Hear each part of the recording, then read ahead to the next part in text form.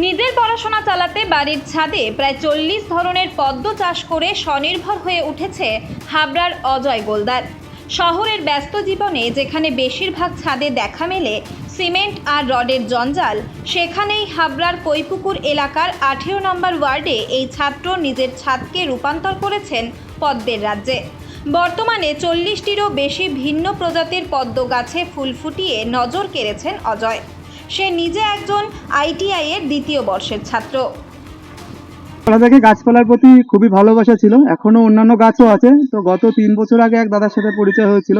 সে অন্য একটা গাছ দিয়েছিলাম, সেই গাছের বিনিময়ে বলছিল একটা পদ্ম করবে। তো সেখান থেকে দুটো গামলা থেকে শুরু করেছিলাম, আর আজকে প্রায় 40 থেকে 50টা গামলা আছে, 40টা ভ্যারাইটি আছে প্রায়। আর অন্যান্য তো পদ্ম করেছি। এর প্রথমত যখন নিয়েছিলাম তখন তো বেশ ভালোই লাগছিল মনের দিক থেকে যে একটা দুটো পদ্ম লাগাচ্ছি। তো আস্তে আস্তে নতুন ভ্যারাইটির প্রতি যখন আকর্ষণ হতে থাকলো, শেষে দেখলাম যে একটা সময় যে নতুন ভ্যারাইটি নিতে গেলে টাকারও দরকার। তো পুরোনো ভ্যারাইটিগুলো বিক্রি করতে থাকলাম, আস্তে আস্তে এইভাবেই বিনিময় করতে করতে পুরোনো ভ্যারাইটি বিক্রি করে নতুন ভ্যারাইটি নেওয়া, এইভাবেই আস্তে আস্তে পদ্মের প্রতি টানটা একটু বেশিই বেড়ে গেল। পড়াশোনার পাশাপাশি এই পদ্ম চাষ কি বলবেন সাধারণ এই সমাজের মধ্যে যুবকদের উদ্দেশ্যে?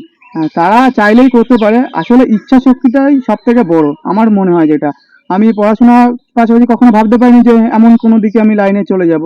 এখন দেশের মধ্যে প্রায় জায়গায় আমার পদ্ম যায়, প্রায় জায়গার মানুষই আমাকে চেনে, হাবড়ার মধ্যে অনেক মানুষই চেনে যারা পদ্মের জন্য আমাকে চেনে। তো এইটা নিয়ে তারা করতেই পারে, তাদের মনের ইচ্ছা যদি তারা চায় যে হ্যাঁ নতুন কিছু তারা করতে চাইবে।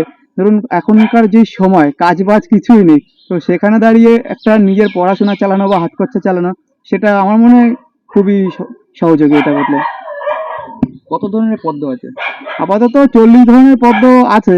আরো ধরুন টোটালে যদি আমি এখনো পর্যন্ত পদ্ম লাগিয়ে থাকি, তাহলে প্রায় 65 ধরনের পদ্ম আপাতত লাগিয়েছি। তো পুরোনো ভ্যারাইটিগুলো বাদ দিতে হয়, তাই জন্য পুরোনো ভ্যারাইটি বাদ দিয়ে এখন নতুন যা আছে আমার কাছে টোটাল 40 রকম। রাজ্যের কোথায় কোথায় যায়?